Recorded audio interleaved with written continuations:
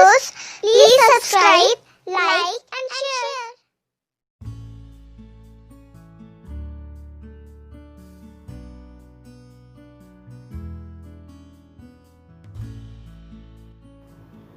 Hello kids, आज हम सीखेंगे भाषा किसे कहते हैं और भाषा के कितने रूप होते हैं।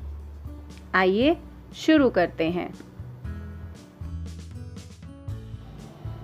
सबसे पहले हम बात करते हैं भाषा बातचीत का एक साधन। भाषा वह साधन है जिसके माध्यम से समाज के लोग एक दूसरे के साथ अपने विचारों का आदान प्रदान करते हैं या एक दूसरे से बातचीत करते हैं। घर परिवार में अपने सगे संबंधियों के साथ, घर से बाहर दोस्तों के साथ, कक्षा में अध्यापकों के साथ, खेल के मैदान में अन्य साथियों के साथ बातचीत करने के लिए किसी न किसी भाषा को अपनाया जाता है। लोगों के विचारों को एक दूसरे तक पहुंचाने में भाषा की अहम भूमिका होती है।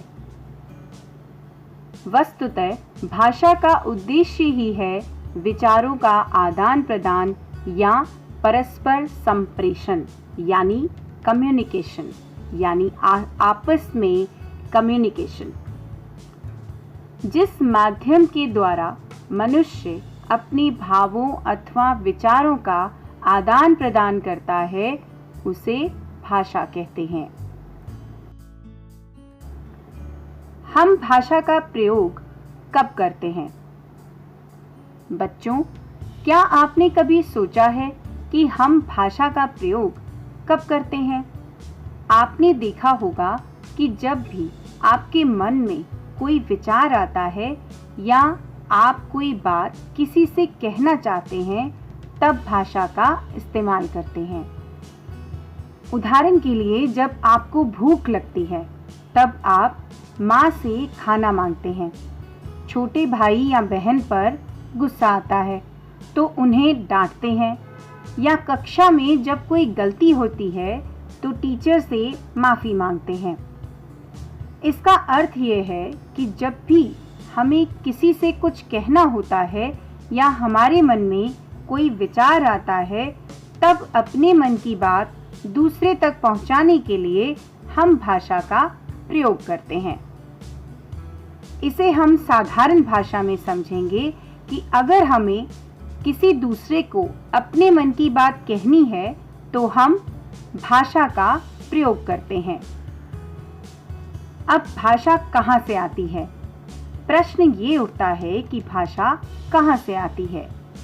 आप जानते हैं कि भाषा मनुष्य के मुख से उच्चारित होती है। भाषा के अंतर्गत हम लोग तरह तरह के वाक्यों का उच्चारण करते हैं।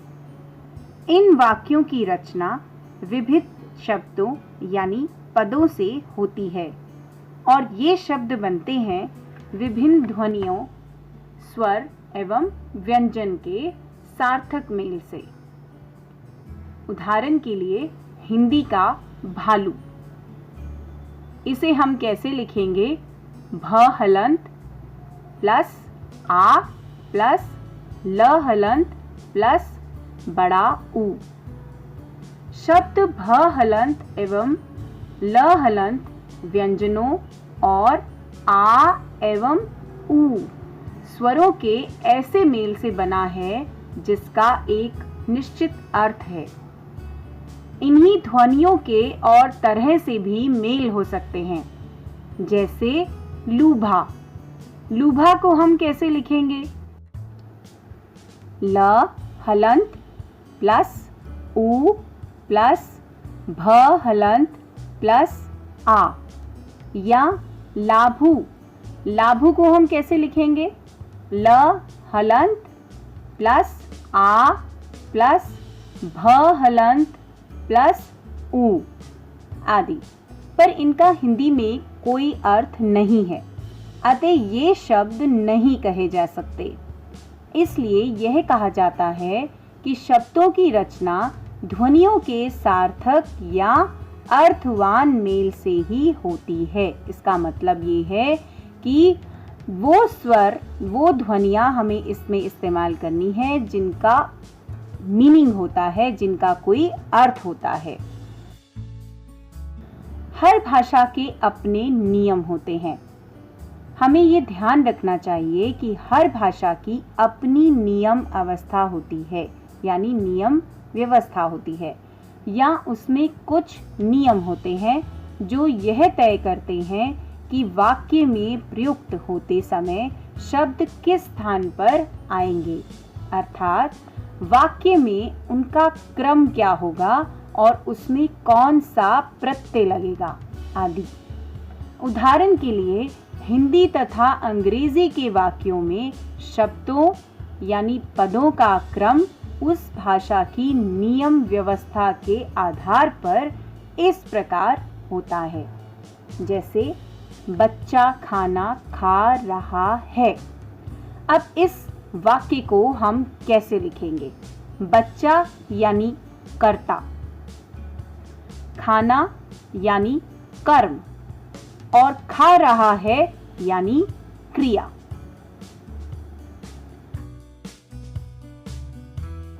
भाषा का संबंध केवल मनुष्य से होता है। भाषा का संबंध केवल मानव मात्र से है। मनुष्य के मुख से उच्चरित रूप के माध्यम से मनुष्यों के बीच होने वाले संप्रेषण यानी कम्युनिकेशन यानी विचारों के आदान प्रदान को ही भाषा कहा जाता है।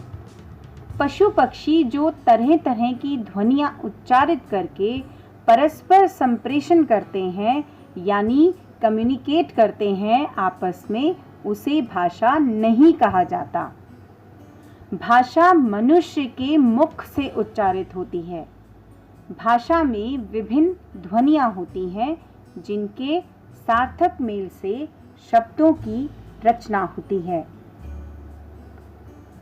इन्हीं शब्दों का प्रयोग हम वाक्यों में करते हैं और वाक्यों का प्रयोग वार्तालाप या बातचीत में।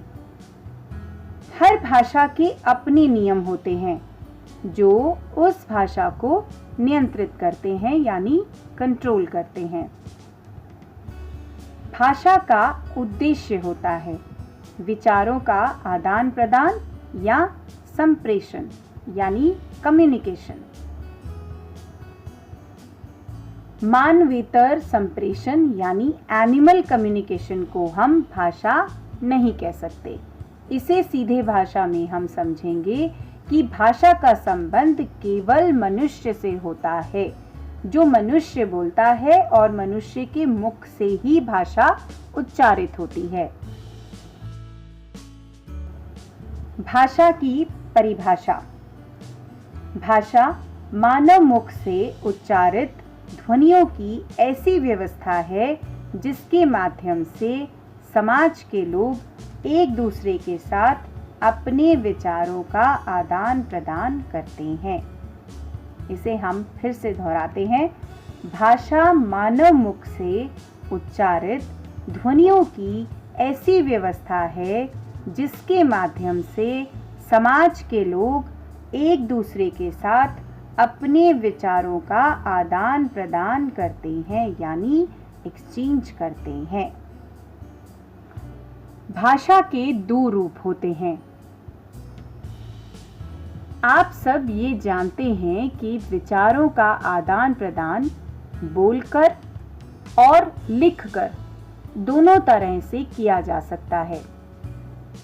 जब वक्ता यानी बोलने वाला, जिसे हम स्पीकर कहते हैं, और श्रोता यानी सुनने वाला, जिसे हम लिसनर कहते हैं, आमने सामने होते हैं, तब वे बोलकर अपनी बात एक दूसरे तक पहुंचाते हैं।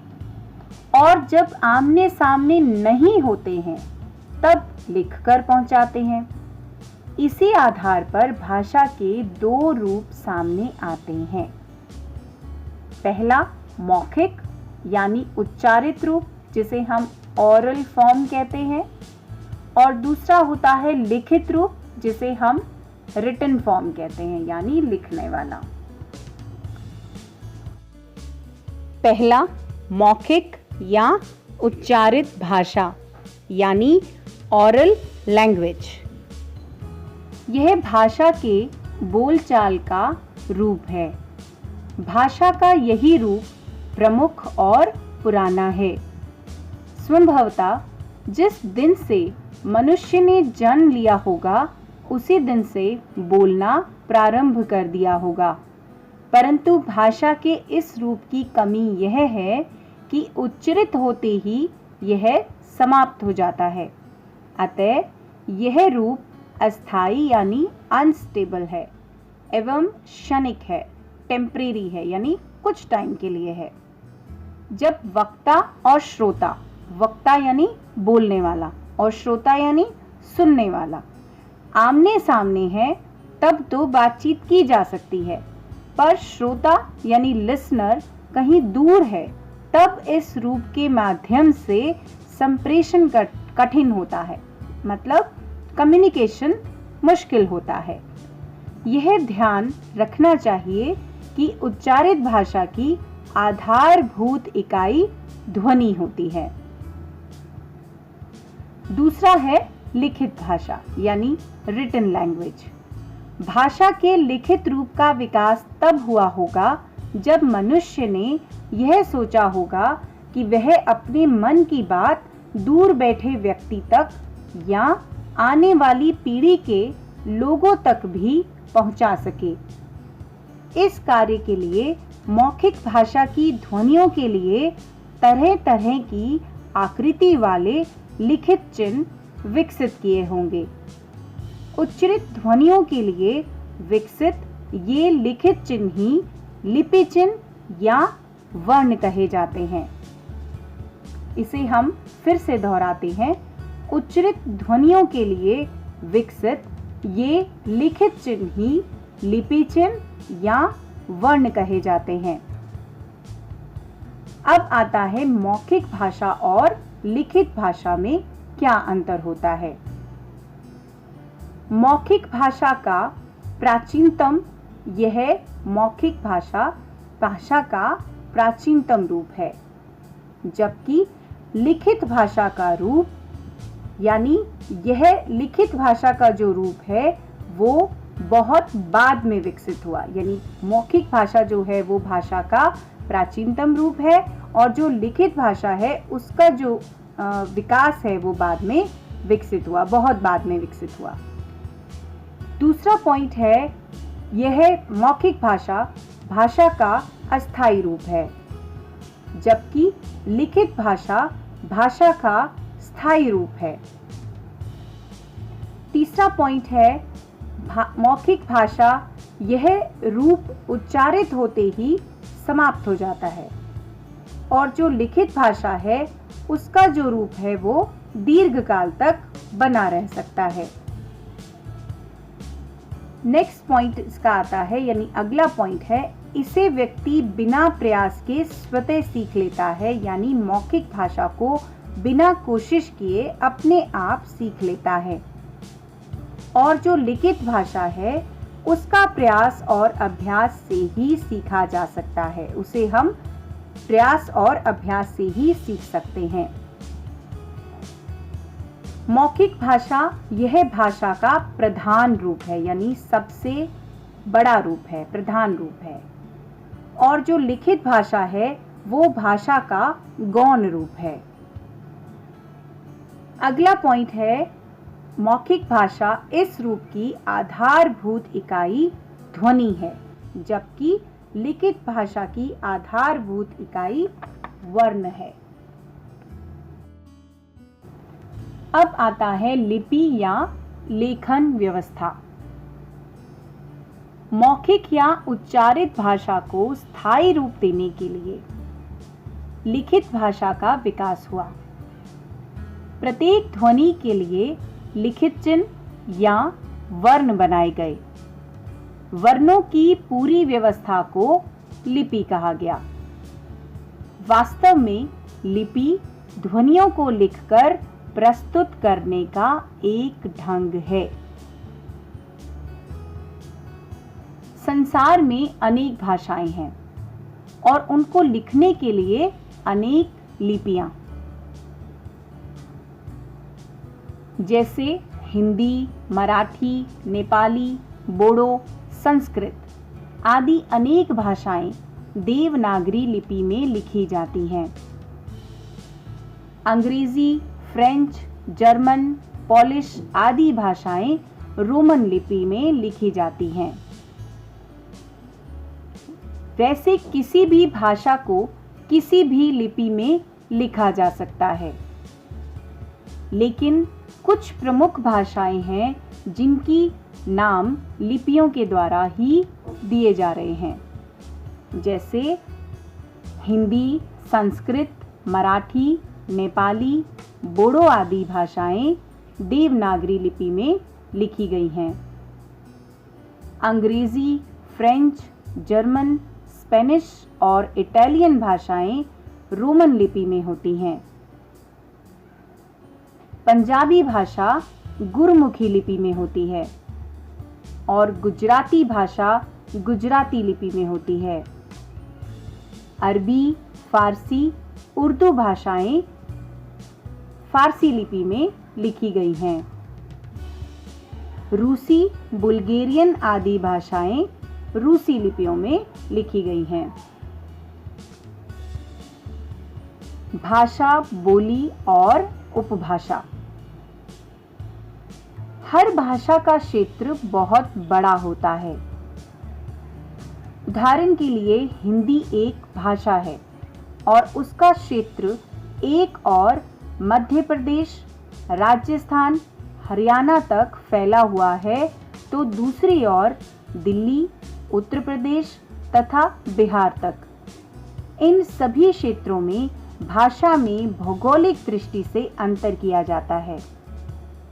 अतः एक ही भाषा के अलग अलग क्षेत्रीय रूप विकसित हो जाते हैं। इस बात को इस तरह समझेंगे कि जिस तरह की हिंदी बिहार में बोली जाती है वैसी हरियाणा में नहीं बोली जाती, और जिस तरह की राजस्थान में बोली जाती है वैसी उत्तर प्रदेश के पहाड़ी इलाकों में नहीं बोली जाती। भाषा में आने वाला ये अंतर भौगोलिक क्षेत्र के बदल जाने के कारण है। इस तरह से किसी क्षेत्र विशेष में वहां की भौगोलिक विशेषताओं के प्रभाव के कारण किसी भाषा के बोलचाल के जो रूप विकसित हो जाते हैं वे बोली कहलाते हैं। इसे हम फिर से दोहराएंगे। इस तरह से किसी क्षेत्र विशेष में वहां की भौगोलिक विशेषताओं के प्रभाव के कारण किसी भाषा के बोलचाल के जो रूप विकसित हो जाते हैं वे बोली कहलाते हैं। इस तरह बोली भाषा का एक अल्प विकसित रूप है। वस्तुतः यह भाषा का वह रूप है जो किसी छोटे क्षेत्र में स्थानीय लोगों द्वारा व्यवहार में लाया जाता है। भाषा और बोली में अंतर इस बात को लेकर होता है कि भाषा का क्षेत्र व्यापक होता है, बहुत बड़ा होता है, और बोली का क्षेत्र सीमित होता है। किसी एक भाषा की अनेक बोलियां हो सकती हैं। कुछ बोलियों में अन्य बोलियों की तुलना में परस्पर अधिक समानता हो सकती है। ऐसी बोलियों को एक उपभाषा क्षेत्र में स्थान दिया जाता है। उदाहरण के लिए अवधी, भोजपुरी और मगधी तीनों हिंदी की बोलियां हैं और अन्य बोलियों की तुलना में तीनों में परस्पर अधिक समानता पाई जाती है। अतः इन तीनों को बिहारी हिंदी नामक उपभाषा क्षेत्र में रखा जाता है। अतः हमें यह ध्यान रखना है कि भाषा की तुलना में उपभाषा का क्षेत्र छोटा होता है, पर बोली से बड़ा होता है। इसे हम फिर से दोहराएंगे। भाषा की तुलना में उपभाषा का क्षेत्र छोटा होता है और पर बोली से बड़ा होता है। अब आता है हिंदी और उसकी बोलियां। हिंदी एक भाषा है। उसके 5 उपभाषा क्षेत्र हैं तथा अनेक बोलियां हैं। अलग अलग क्षेत्रों में प्रयुक्त होने के कारण इनके नाम भी अलग अलग हैं। जैसे पश्चिमी हिंदी उपभाषा, उसकी बोलियां हैं खड़ी बोली, हरियाणवी, ब्रजभाषा, कन्नौजी और बुंदेली। पूर्वी हिंदी उपभाषा है और उसकी बोलियां हैं अवधी, बघेली और छत्तीसगढ़ी। बिहारी हिंदी उपभाषा है और उसकी बोलियां हैं भोजपुरी, मगही, मैथिली। पहाड़ी हिंदी एक उपभाषा है और उसकी बोलियां हैं कुलई, गढ़वाली और कुमाऊनी। राजस्थानी हिंदी एक उपभाषा है और उसकी बोलियां हैं जयपुरी, निमाड़ी, मालवी, मारवाड़ी और भीली। इन बोलियों और उपभाषाओं में कुछ उच्च कोटि के साहित्य की भी रचना हुई है।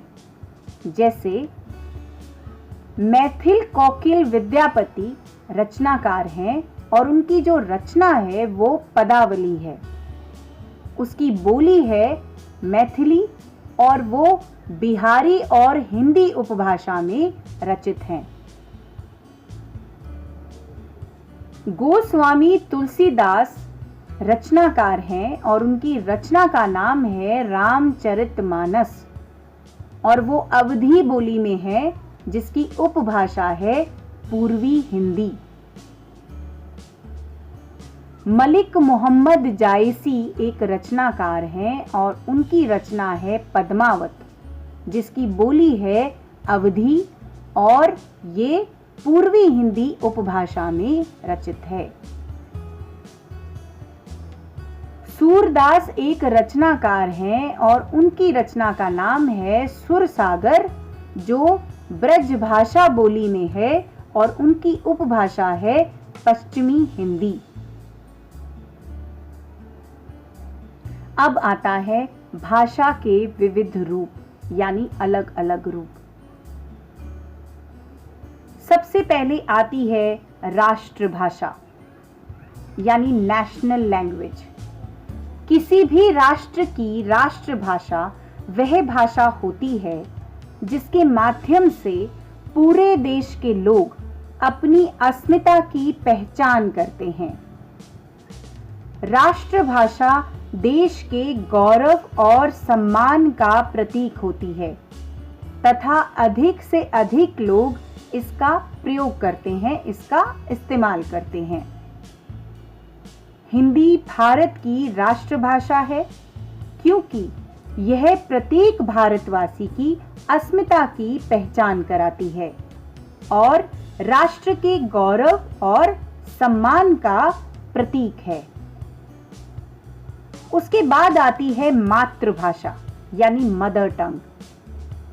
बच्चे की मातृभाषा वह भाषा होती है जो उसकी अस्मिता की पहचान कराती है। यह आवश्यक नहीं है कि बच्चा अपनी माता से जिस भाषा को सीखता है वह उसकी मातृभाषा हो। उदाहरण के लिए भोजपुरी या गढ़वाली प्रदेश में रहने वाले बच्चे अपनी माता से भोजपुरी या गढ़वाली सीखते हैं। भोजपुरी या गढ़वाली उनकी प्रथम भाषा तो हो सकती है पर मातृभाषा नहीं। यदि बड़े होकर ये दोनों बच्चे विदेश में जाते हैं और वहां इनसे कोई पूछता है कि आपकी मातृभाषा क्या है तो ये भोजपुरी या गढ़वाली नहीं बताते, बल्कि हिंदी को अपनी मातृभाषा बताते हैं, क्योंकि इनकी अस्मिता की पहचान हिंदी के साथ जुड़ी है, ना कि भोजपुरी और गढ़वाली के साथ। तो अब हमें ये ध्यान रखना है कि मातृभाषा वही भाषा है जिसे बच्चा सबसे पहले अपनी माता से या अपने परिवार से सीखता है, ऐसा आवश्यक नहीं है। अब आती है संपर्क भाषा यानी लिंक लैंग्वेज। किसी भी बहुभाषा भाषी देश में जहां अलग अलग प्रांतों में अलग अलग भाषाएं बोली जाती हैं, वहां यह समस्या आती है कि एक प्रांत के लोग दूसरे प्रांत के लोगों से किस भाषा में संपर्क करें। उदाहरण के लिए भारत की स्थिति पर ध्यान देंगे। बंगाल में रहने वाला व्यक्ति यदि तमिलनाडु के व्यक्ति से संपर्क करना चाहे तो वह किस भाषा में संपर्क करे। तमिल उसे नहीं आती और तमिल भाषा भाषी को बांग्ला नहीं आती। ऐसी स्थिति में वे दोनों या तो अंग्रेजी में बात करते हैं या हिंदी में। अतः अंग्रेजी और हिंदी भारत की संपर्क भाषाएं हैं। आज हिंदी का प्रचार प्रसार इतना अधिक बढ़ गया है कि प्रयोग के स्तर पर हिंदी का स्थान संपर्क भाषा के रूप में सबसे ऊपर है। उसके बाद आती है राजभाषा। राजभाषा वह भाषा होती है जिसका प्रयोग राजकीय कामकाज में किया जाता है। संविधान के अनुच्छेद 343 के अनुसार संघ की राजभाषा हिंदी तथा लिपि देवनागरी है। भारत के अनेक राज्य जैसे दिल्ली, उत्तर प्रदेश, हिमाचल प्रदेश, राजस्थान, मध्य प्रदेश, बिहार, झारखंड आदि हिंदी क्षेत्र कहलाते हैं तथा इन प्रदेशों में सरकारी कामकाज राजभाषा हिंदी में ही किया जाता है। संविधान द्वारा अष्टम सूची में स्वीकृत भाषाएं कौन सी हैं? भारतीय संविधान में अष्टम सूची के अंतर्गत 22 भाषाओं को स्वीकृत प्रदान की गई है, यानी 22 भाषाओं को मंजूरी मिली है। असमिया, बांग्ला, बोडो, डोगरी, गुजराती, हिंदी, कन्नड़, कश्मीरी, कोंकणी, मराठी, मलयालम, मणिपुरी, मैथिली, नेपाली, उड़िया, पंजाबी, संस्कृत, संथाली, सिंधी, तमिल, तेलुगु और उर्दू, इन 22 भाषाओं को भारतीय संविधान में अष्टम सूची के अंतर्गत स्वीकृति प्रदान की गई है। आज हमने सीखा भाषा किसे कहते हैं और भाषा के कितने रूप होते हैं। अगली वीडियो में हम फिर आएंगे अगले विषय के साथ।